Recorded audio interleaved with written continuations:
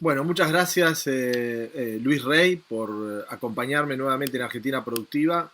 Hoy quería charlar, dejar esa charla tan interesante que teníamos de geopolítica y entrar en un tema más de coyuntura y circunstancial, ¿no? Que tiene que ver con una nueva calificación que tiene la Argentina, que de alguna manera corona lo que me parece que estaba tácito de facto, digamos, y que esto le pone un nombre. No sé si coincidís. Es un tema que hay que hacer un poquito de historia, que tiene un desenlace actual, pero que esto ya viene desde el año 2018. Durante la administración Macri veníamos con una política de renta financiera, concentración y fuga. Estaba muy en boga el carry trade, traer activos desde el exterior, posicionarlos en activos en pesos con alta rentabilidad, LELIQ, LEVAC, etcétera, para luego hacer el camino inverso. Esto se quebró exactamente el 26 de abril del año 2018, cuando una serie de bancos importantes internacionales decidieron cambiar de portafolio, convertir los pesos de esos bonos en dólares e irse. Fue ahí cuando tuvimos, a partir de esa fecha, una importante corrida cambiaria que desembocó en que el gobierno de entonces, la administración Macri, tomara un récord, de préstamo récord del Fondo Monetario Internacional de 57.100 millones de dólares. Curiosamente, a mediados del 2018, el MSCI,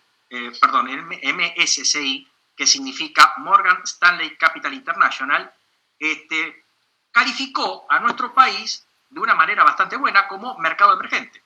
Curiosamente, estamos hablando que la corrida cambiaria comienza el 26 de abril del 18 y en junio de ese año el MSCI califica de una manera bastante buena a nuestros bonos. De todo modo, también hay que aclarar lo siguiente. Morgan Stanley es un banco de inversión y de bolsa. Por lo tanto, ese índice es un promedio ponderado de activos, entre ellos nuestros, argentinos, que no incorpora, por ejemplo, a bonos corporativos, o sea, obligaciones negociables de las empresas privadas, ni tampoco los bonos gubernamentales. Ya, obviamente, esta crisis cambiaria, unida con recesión, nos arrastró durante fines del 19, también, obviamente con un tema de cambio electoral, y ya en ese año, tanto en el 2019 como en el 2020, MSCI advirtió sobre una posible baja de la calificación, lo cual ocurrió en esta semana, que pasamos a standalone, que significa independiente, y bueno, eso sí repercute en otras cuestiones, en el incremento de la prima de riesgo, y obviamente la colocación de deuda en mercados amigables se torna cada vez más especulativa y con una más alta prima de riesgo. Esas son las consecuencias, pero vale la pena hacer un poco de historia de cómo viene el tema, ¿no? Cuando recibimos esta calificación, ¿existe algún tipo de consecuencia distinta a la que teníamos hasta antes de ayer? Significa que la colocación de deuda en mercados amigables, o sea, voluntarios, es mucho más cara porque implica una mayor prima de riesgo. En segundo lugar, esto se transmite esencialmente al sector privado, porque nuestro país prácticamente tiene cerrado como Estado los mercados internacionales de crédito, y obviamente esto implica también una mayor rigurosidad en cuanto a los que toman estos bonos, en cuanto a que lo que se van son los inversores más serios, y estos bonos entran en una vorágine de un mercado marginal y que de un alto contenido especulativo. O sea, no estamos en primera división, por así decirlo, en cuanto a colocación de deuda amigable. Pasamos a un mercado muy volátil, muy especulativo y no de inversores serios, por así decirlo. Cuando hablas de inversores, siempre estás hablando del sector privado que de alguna forma trae algún dinero para poder subsistir. También está sujeto a este tipo de calificación, hasta de sus accionistas y de los inversionistas de las mismas compañías. Estos bonos caen en mercados esencialmente privados y especulativos, es decir, no hablamos de producción, no hablamos de inversiones permanentes, no hablamos de inversión directa. Este es un segmento del sistema capitalista que se maneja con mercados volátiles, especulativos, obviamente que tienen riesgo y como tienen altos riesgos, altas rentas, ¿no es cierto?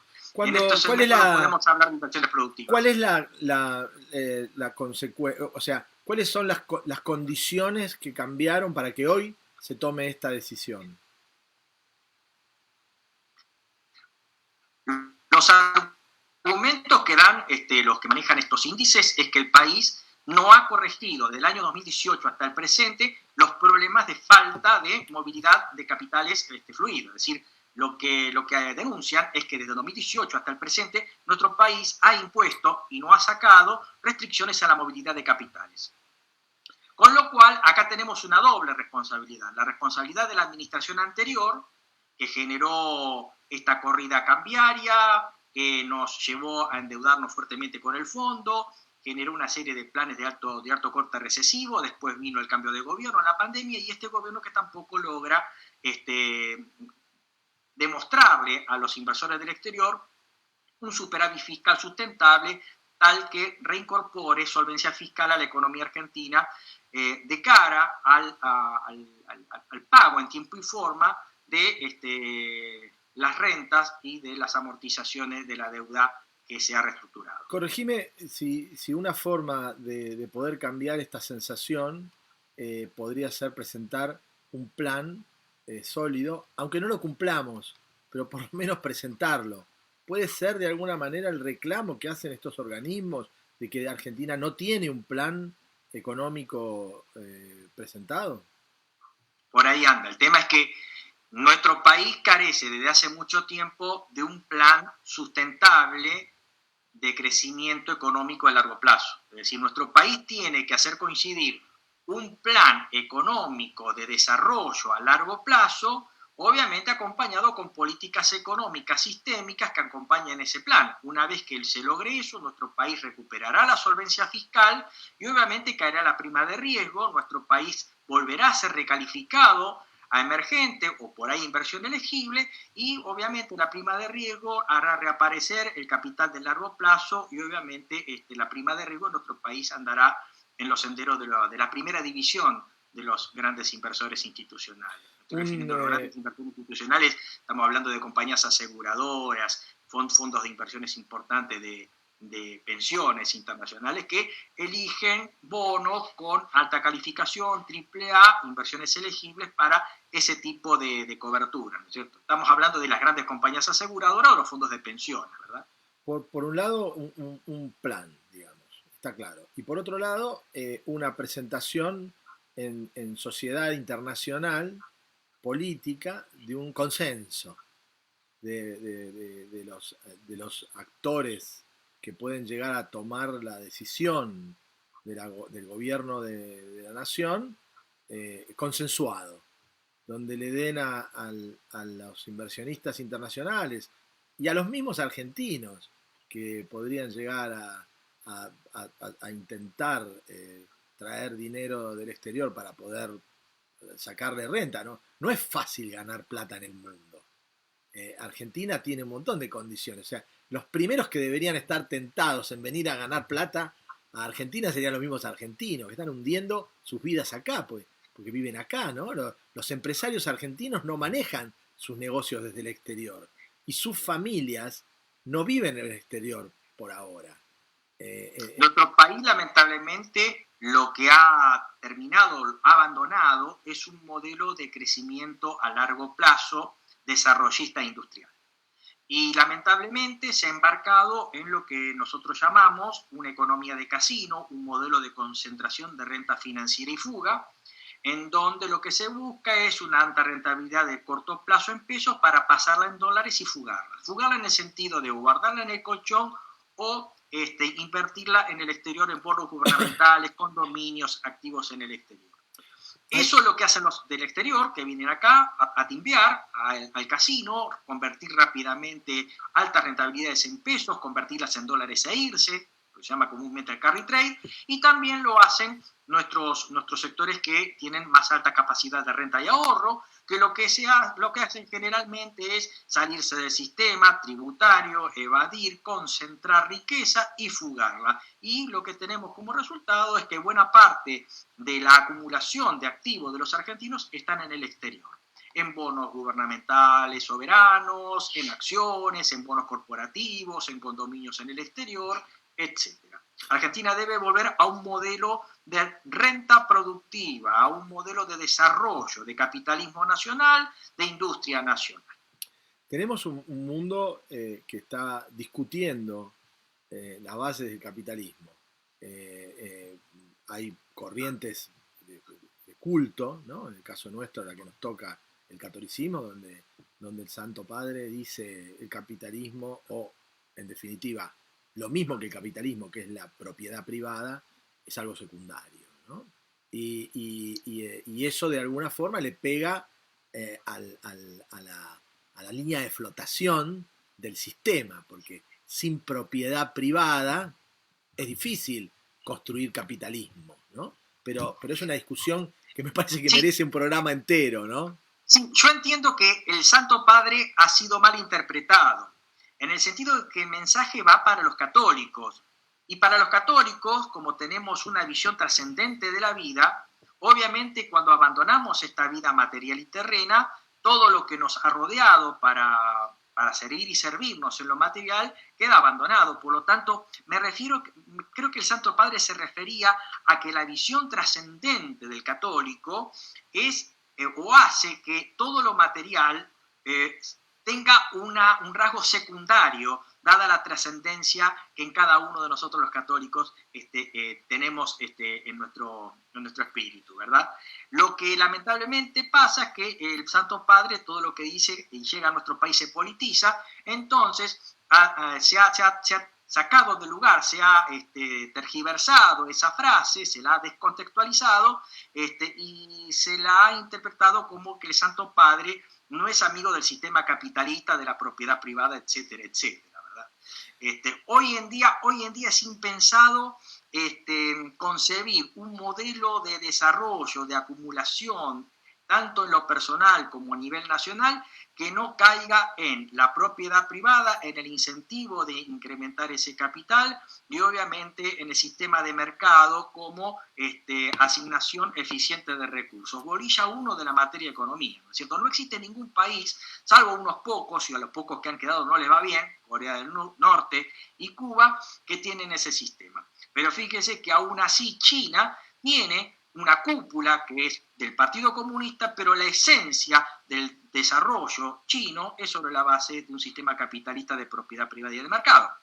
¿Cierto? Por lo tanto, hoy en día no existe en el mundo un modelo que niegue la propiedad privada y ese egoísmo natural de los hombres que se traduce en buenas obras, como decía Dan Smith. Pero también es cierto que desde la trascendencia, desde la espiritualidad de quienes profesamos alguna religión, ya sea la musulmana, la judía, la católica, la cristiana, los bienes materiales que tenemos en esta vida temporal, en realidad y en esencia, dada nuestra trascendencia, son secundarios. De ahí creo que el Santo Padre ha sido tergiversado y malinterpretado. En el mejor de los casos, era un momento complicado para poner ese ruido en la comunicación. Pero saliendo... Tal vez ese énfasis puesto por el Santo Padre fue mal interpretado, pero me parece que el Santo Padre apuntaba a lo otro, ¿no es cierto? Cuando vos imaginás un crecimiento de Argentina, tenés una parte de la biblioteca que dice que hay que dar libertad, que hay que achicar el Estado, que hay que quedarse con la buena burocracia, sacar la mala burocracia, o sea, la politización de compañeros, camaradas, o no sé, cumpas, o como lo quieras llamar, del gobierno burocrático, digamos, y remitirlo a los aspectos políticos y que uno no pueda ir a vivir, hacer política con los recursos del Estado, digamos, que es lo que sucede, ¿no? Los políticos se nutren del capital que sale de la recaudación para poder sostener sus estructuras políticas, ya sea directamente con dinero en salarios o con subsidios, que son una forma se transformaron en una forma de salario, digamos, ¿no? Y que impide además el crecimiento, porque una persona que está recibiendo un salario determinado tiene que renunciar a ese salario para acceder a otro, digamos. Y parece muy poco inteligente. Si vos más o menos estás subsistiendo con una entrada a través de un subsidio del Estado, de distintas formas que tenemos de subsidio, bueno, es normal que la persona que tenga que salir a buscarse la vida trabajando, vaya a saber qué haya podido adquirir después de la pérdida de la cultura del trabajo. Es muy difícil que pueda acceder a un ingreso que lo compense. Entonces nos encontramos en que tenemos un Estado que necesita vivir de esa manera, tanto que el gobierno anterior, cuando habla del cambio, lo primero que hace es aumentar esos subsidios, porque como corriendo al peronismo por la izquierda, digamos, y tratando de contener a la gente de esa manera, y bueno, los resultados están a la vista. Cuando vos imaginás ese modelo, imagino que compartís que es la mayor libertad posible para que las compañías, la creatividad, el estímulo de la innovación y el crecimiento le den energía a este mundo innovador y creativo que después deviene en riqueza o en productividad. Y por otro lado están otros que dicen que el Estado puede perfectamente ser eficiente, prestar servicios sin ninguna duda de todo tipo, y hasta algunos creen que puede llegar a prestar servicios productivos eficientemente y se montan en modelos de estatales, como pueden ser compañías petroleras o bancos, que son estatales y que funcionan bien. Ahora, lo único que tienen de estatal, para mí, esas instituciones, son que el socio es el Estado, pero después funcionan como empresas privadas. Uno no va no sé, al Banco do Brasil y pone un cumpa en el directorio. O peor, como gerente de una sucursal, digamos, ¿no? De alguna manera no se comen la gallina de los huevos de oro. Lo pondrán quizás en el directorio escondido, pero a las líneas operativas no llegan los militantes, digamos, que tienen que cobrar el trabajo que dignamente hicieron para que ese candidato fuera legislador o que tuviese una función ejecutiva, digamos. Entonces, Luis, cuando vos pensás en esto, en estas dos caminos, ¿no? Es confuso el hecho de que el Estado pueda ser eficiente. Yo digo siempre lo mismo.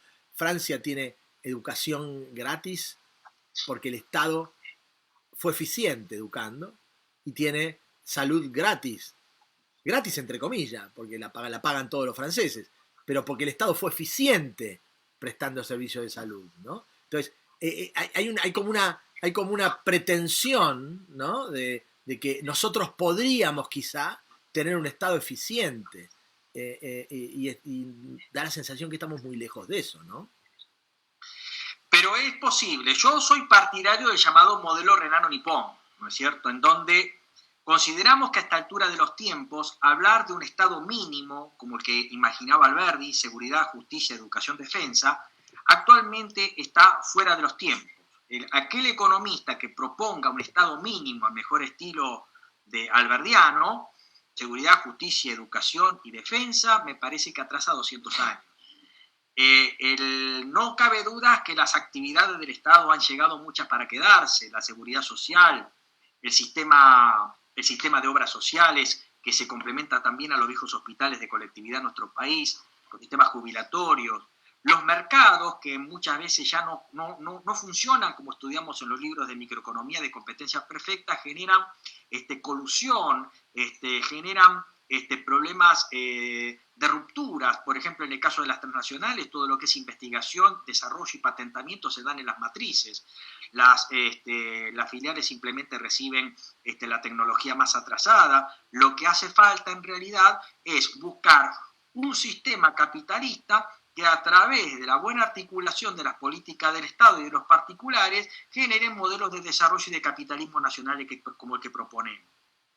En el caso del Estado, nosotros proponemos un Estado eficiente, meritocrático, en donde el ingreso al Estado no sea por clientelismo político, sino que sea por concursos, y los ascensos en la estructura del Estado sean por trabajo, capacitación, probidad. Y obviamente deslindamos el clientelismo político que lamentablemente tenemos en la mayoría de los casos, en el caso argentino. Nosotros consideramos que el Estado bien administrado es eficiente. También consideramos que hay alta ineficiencia, tanto en el Estado, dadas las prácticas lamentables clientelísticas que sufrimos, también hay ineficiencias en el sector privado, dado que, por ejemplo, yo soy contador, por ejemplo, y bueno, un típico producto del gran gasto de las empresas privadas es precisamente la auditoría interna. Y la auditoría interna la cruzan con la auditoría externa. O sea que las corrupciones dentro del sector privado también son más que obvias, lo cual hace que las empresas también tengan que invertir mucho en auditoría interna y en auditoría externa, ¿no es cierto? Y encima si cotizan en bolsa está la auditoría del Estado, y encima si facturan mucho está el tema de la auditoría desde el Estado de estas empresas. También el cuidado de las fusiones, de las escisiones, las reestructuraciones de las empresas que tengan a evitar que haya un predominio del mercado tal que esto redunde en perjuicio del consumidor. El sistema capitalista se ha vuelto muy complejo, ¿sí? Se ha vuelto muy concentrado, por lo tanto no podemos pensar a la economía como los modelos de competencia perfecta de los libros de microeconomía. El Estado tiene que ayudar al sector privado y el sector privado tiene que articular a las políticas estratégicas del Estado hacia el desarrollo, en un modelo que incluya desde el más humilde de los ciudadanos hasta el más copetudo o el más millonario de sus burgueses, ¿no es cierto? El Estado es la estructura de lo que es una comunidad nacional en la que convivimos todos en función de nuestros lazos, a lazos ancestrales, culturales, de idioma, de religión, etcétera, ¿no es cierto? Y debemos desprendernos de las ideas individualistas, de Estado mínimo, de la baja del gasto permanente, de la recesión permanente y de la rebelión fiscal que realmente no ayuda para nada a un modelo que tienda a fundar el progreso de un país. Cuando vos planteas todos estos aspectos tácticos, se basan en decisiones estratégicas que algunas veces son caprichosas, ¿no? Porque vos tenés que decidir, vamos a ser un país con una industria automotriz potente o vamos a desmantelar la industria automotriz, como por ejemplo, hay una decisión estratégica de Gran Bretaña de no tener industria automotriz. Hay una decisión estratégica de Chile de no tener industria automotriz. Bueno, alguien en algún momento se debe haber molestado por estas decisiones estratégicas que toma el país y se empiezan a ver esos frutos cuando todo se empieza a alinear, empezás a hacer foco y alguien decide en Estados Unidos que va a diseñar calzado de alta performance, pero que no lo va a producir en Estados Unidos, lo va a producir en China. Y eso implica que alguien se debe haber quejado, porque debe haber habido fábricas en Estados Unidos que deben haber tenido que cerrar, o en México, para darles lugar a los asiáticos para que sean los líderes hoy en ese rubro, por ejemplo. No existe una empresa competitiva en el mercado mundial de calzado deportivo que no tenga su provisión de manufactura en Asia. Entonces, estas decisiones estratégicas son de alguna forma caprichosas. Y después viene lo táctico. Cuando vos hablás de decisión estratégica, hablas de política fiscal. Y después vienen los que la ejecutan.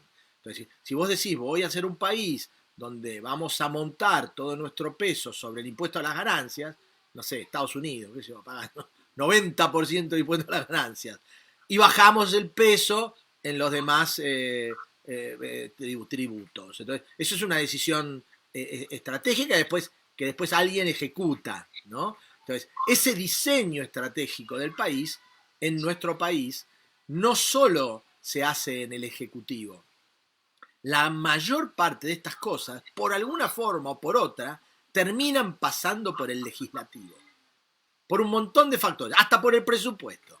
Terminan pasando por el legislativo. Y el legislativo está conformado con un montón de personas que están estructuradas en este sistema fábrica de pobres, digamos. Entonces, ¿cómo vas a transformar esto si no tenés un peso legislativo? El problema no es estrictamente institucional de si tenemos un poder ejecutivo, un legislativo o una estructura administrativa que los acompañe tan solo. El problema está en una élite gobernante. Los países que tienden a generar procesos virtuosos de gestión e iluminan una época dorada, por ejemplo Prusia, por ejemplo Estados Unidos, por ejemplo Gran Bretaña, se nutre esencialmente de una élite. Yo soy muy partidario de la teoría de las élites de Pareto. Usted tiene una élite virtuosa, el país va a ser arrastrado a una época de oro. Y cuando usted tiene una élite que no es para nada virtuosa, el país, aunque usted tenga una monarquía constitucional, aunque usted tenga una aristocracia, aunque usted tenga buenas instituciones, el país va a ser arrastrado a la ruina permanente. Entonces, el problema no está en tener una buena democracia, el problema no está por ahí en tener una buena monarquía constitucional o un ejecutivo o un legislativo y un judicial que hagan contrapesos. Detrás tiene que haber una élite. Y hay gente muy capaz para hacerlo, lo que lamentablemente estos sistemas, desde hace mucho tiempo, y nuestro país puede dar el ejemplo, se ha convertido en un proceso de selección adversa en donde quienes llegan no son los mejores. Usted busque entre sus amigos, círculos de confianza, gente buena y usted la va a encontrar. Hay mucha gente buena y mucha gente honesta que no quiere participar porque se ve salpicada o saboteada por esta casta de gente que llega a través, le reitero, de un proceso de selección adversa. No llega a lo mejor. Cuando vos ves el modelo del gobierno, cuando vos ves el modelo del gobierno anterior, llega a lo peor. Es una caquistocracia, ¿no? Cuando vos ves, Luis, el modelo del gobierno anterior, que trató de promover la llegada de los mejores al gobierno, y el electorado lo apoyó, teniendo la ciudad, teniendo la provincia y teniendo la nación, una situación casi inédita, ¿no? Después estos mejores no consiguieron resolver. O sea, es que no había plan tampoco. Es que en realidad el problema que tenemos es que estamos gobernados desde el año 83 a la fecha por dos grandes frentes, un entente peronista y un entente radical, que saben muy bien ganar elecciones, pero una vez que llegan al poder no saben qué hacer con él. Entonces estamos entre dos grandes franquicias electorales que se turnan entre ellas para ganar elecciones. Y cuando llegan al poder no saben qué hacer con el poder. Y por más que pongan buenas personas, no hay grandes planes. No hay grandes planes. Luis, Compromiso por el Cambio no era una vertiente del radicalismo. Básicamente la estructura que le permite a Macri llegar al poder en parte era de los radicales. Toda la estructura en el interior del país se la dan los radicales. Eso no se expresó. El modelo de Macri era un modelo municipal de la ciudad de Buenos Aires. Bien. Toda la estructura de tierra adentro se la da la Unión Cívica Radical. Volvamos para atrás entonces. Cuando accede, su poder se muestra a través de sus ejecutivos. Y los ejecutivos que colocó no estaban respondiendo a esos lineamientos. Pero cuando se encontraban en la necesidad de ejecutar, terminaban en el legislativo y perdían toda la capacidad que podían haber tenido de ejecutar eficientemente. No, es que igual yo creo que el problema no la tiene el legislativo. Yo lo puedo decir hasta por conocimiento de causa. El legislativo, con Macri, era una escribanía directamente de los proyectos que venían del Ejecutivo. Yo fui asesor de un diputado que estaba en el bloque de Cambiemos y presentó cerca de 30 proyectos de ley, ninguno fue tratado. Y en realidad todos los proyectos de ley que trataba el bloque eran los que proponía el Ejecutivo. Por lo tanto, el macrismo reproduce lo que hizo Cristina Fernández de Kirchner y Néstor Kirchner con el Congreso, que fuera una verdadera escribanía. Y tenemos en el Ejecutivo muy serios errores de diagnóstico. Por ejemplo, para empezar, lo que provocó fue una serie de devaluación Prat-Gay, ¿no es cierto? Una devaluación que se trasladó a precios. Una baja de impuestos, entre ellos retenciones, que provocó un serio déficit fiscal que fue financiado con capitales desde el exterior que vinieron altas tasas de interés producto de la mala política monetaria que implantó Sturzenegger con su objetivo de inflación, el targeting inflation.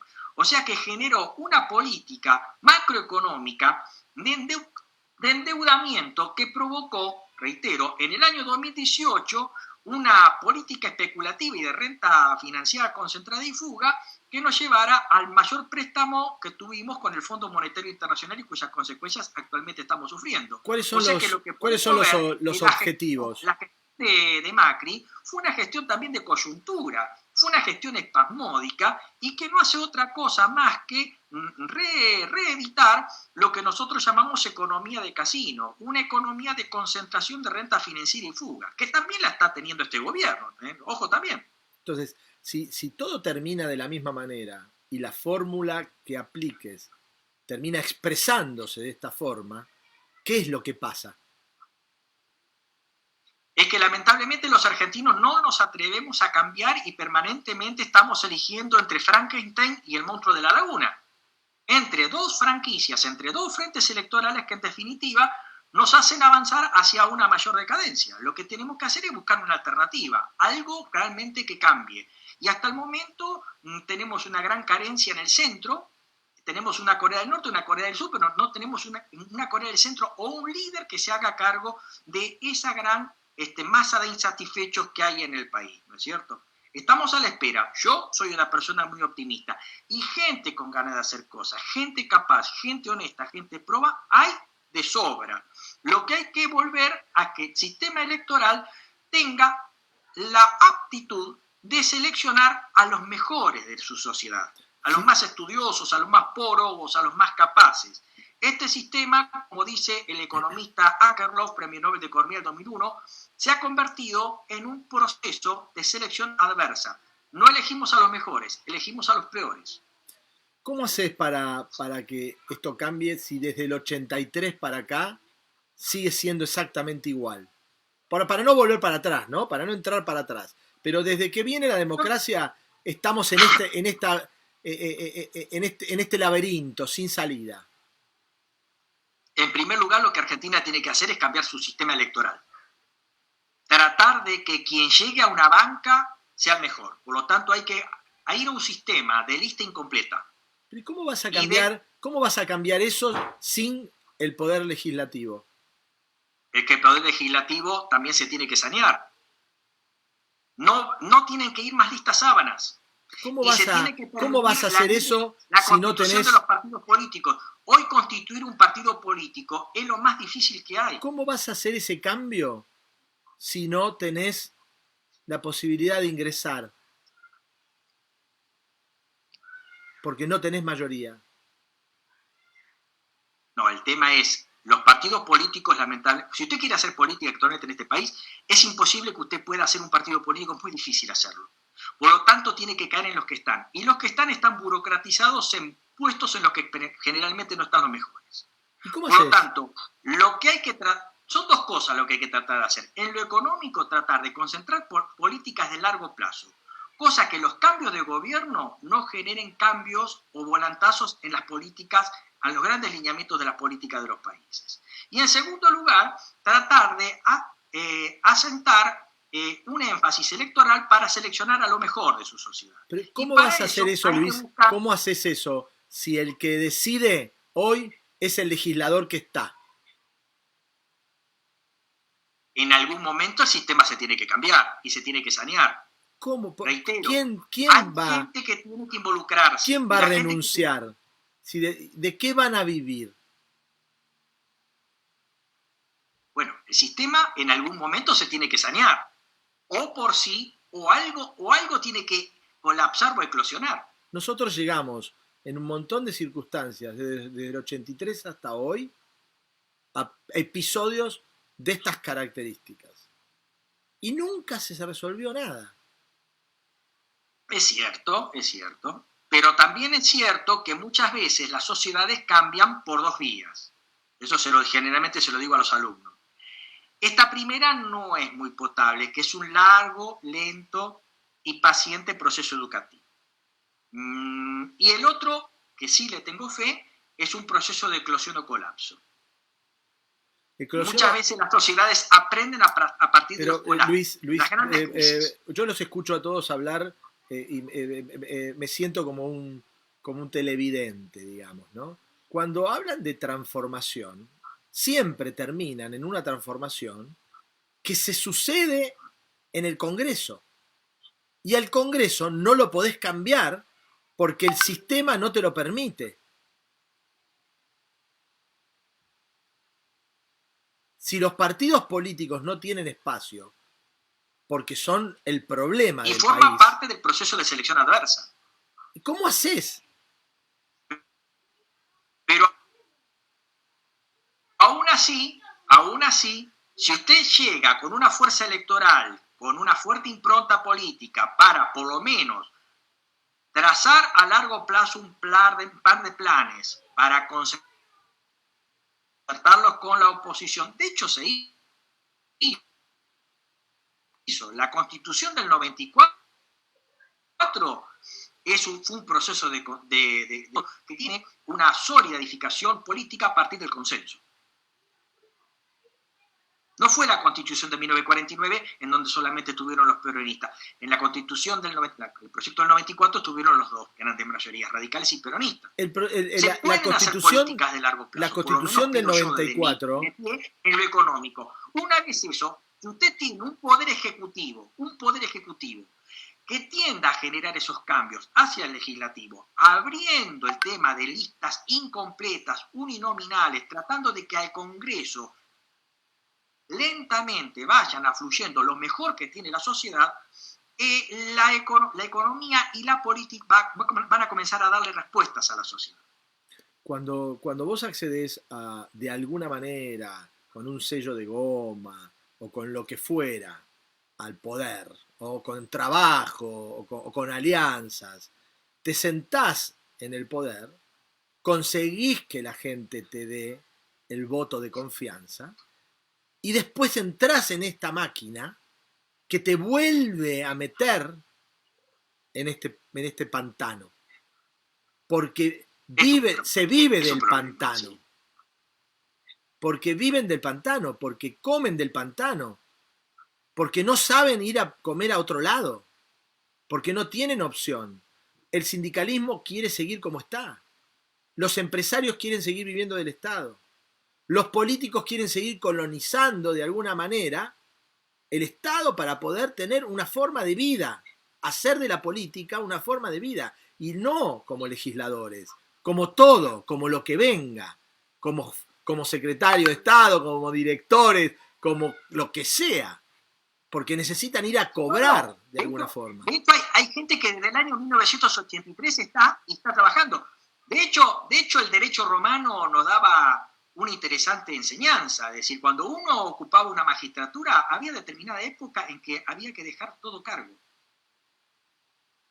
¿Cómo vas a hacer para y acá debería articularse un mecanismo? Todas esas cosas que vos estás planteando, Luis, todas esas cosas que vos estás planteando terminan en un consenso legislativo.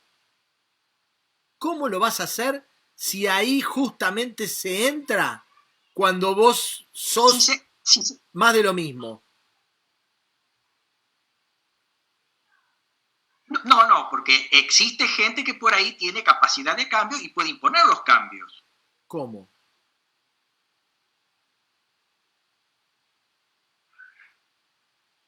Pero yo soy optimista de que existe gente simplemente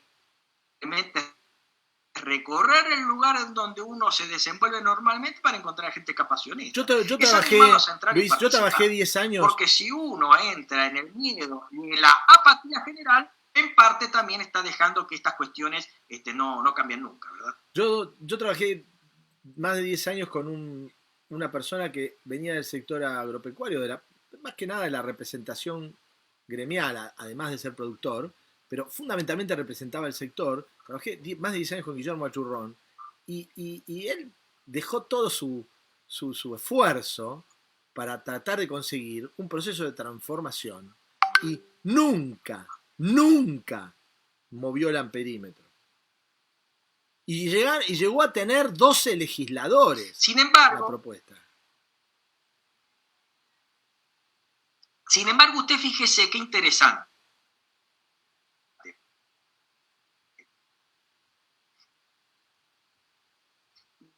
Desde la sociedad, es cierto que la macroeconomía y lo que pasaba en el exterior era bastante complicado, desde la sociedad rural, con Guillermo Achurrón a la cabeza, se le planteó a la sociedad argentina un modelo agroindustrial basado en un informe de un economista japonés llamado Okita. Totalmente. ¿Cuánto de eso? Bastante interesante y que fue muy estudiado en su momento. Cajoneado, Luis. Lamentablemente no se aplicó. Radical no tenía aquí. O sea, gente hay. Sí, Guillermo era el presidente de la Fundación Okita y yo también trabajé en la Fundación Okita. No prosperó. Las ideas no prosperaron.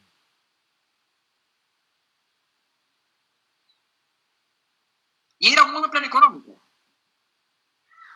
Seguramente. Es la escuela. Es la escuela y era un buen plan. Es la escuela económica que llevó a Japón desde la posguerra hasta el día de hoy. Pero acá no prosperó.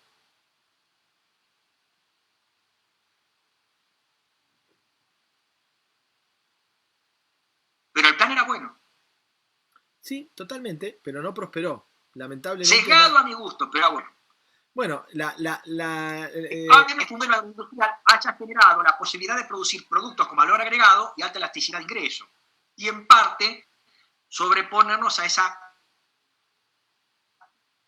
lamentable situación económica que se estaba viviendo en ese momento, ¿no? De todo modo, también fíjese lo siguiente, nuestros sectores productivos también son bastante rentísticos, es decir, tampoco coadyuvan mucho a una política de otorgar valor al producto que producen y exportan, ¿no es cierto? Nosotros también tenemos una visión muy rentística y de renta fácil. Aquel que tiene un ingreso y lo vuelca a inversiones especulativas inmobiliaria rural o inmobiliaria urbana, también tenemos esa posición rentística que nos achancha mucho realmente, ¿no es cierto? Y precisamente los países que avanzan y progresan, precisamente no son los que se quedan con rentas, no son los rentísticos. Fíjese lo que le pasó a la España del siglo XVI. Era el país más poderoso y más rico del mundo, y hoy en día es un pequeño país que no se sabe si va a seguir íntegro en los próximos años, ¿no es cierto? Lo mismo con Portugal. Fueron grandes potencias que lamentablemente no pudieron reencauzar esa gran acumulación de capital hacia valor agregado, nuevos productos, nuevas tecnologías, nuevos paradigmas tecnológicos, etc. Precisamente son los países que transforman esos conocimientos en patentes, son los que realmente están a la vanguardia del capitalismo que se viene, por así decirlo, ¿no es cierto? O sea que la culpa también es de todos, un Estado que es ineficiente, pero también un sector privado que es rentístico, en nuestro caso. Hay un economista inglés, que no recuerdo lamentablemente en estos momentos su nombre, que dice, bueno, acá los argentinos generalmente se quejan del primer y segundo gobierno peronista como el comienzo del desastre de la economía argentina. Y este británico dice, yo diría que no. El problema de la decadencia argentina la tenemos en el modelo económico rentístico, de renta fácil, inmobiliaria, urbana o rural, que se dio después de Caseros. Y que siguió hasta la década del 30. Es un tema apasionante para ver, pero también los argentinos tenemos que pensar, tenemos que sacarnos esa idea de juntar una renta, consumo con pico en el exterior, viajes con picos en el exterior, comprar inmuebles en Miami, etcétera, etcétera, y vivir de rentas, o sea, vivir sin trabajar. Es decir, también tenemos esa costumbre, lograr paraísos fiscales, quejarnos de los impuestos, decir que los impuestos son excesivos, altos, asfixiantes, y que el Estado es ineficiente, metastásico, etcétera, etcétera, cuando en realidad fíjense que por ahí no nos vemos dentro de lo que hacemos en lo particular, ¿no es cierto? Que también tenemos una vieja cultura rentística que por ahí nos venga de la vieja España del monopolio y de las rentas amparadas por un Estado prebendario también, ¿no es cierto? Muy bueno, Luis. Te agradezco mucho, un placer siempre hablar con vos y vamos a hacer la semana que viene nuestro programa de geopolítica, ¿sí? Chino, yo quisiera decirte a vos y decirle a la gente buenas noches, pero sobre todo fe, optimismo. Otra Argentina es posible. Y en eso tenemos que estar trabajando. Muchas gracias. Gracias a vos, Luis. Un abrazo. Nos vemos. Chao.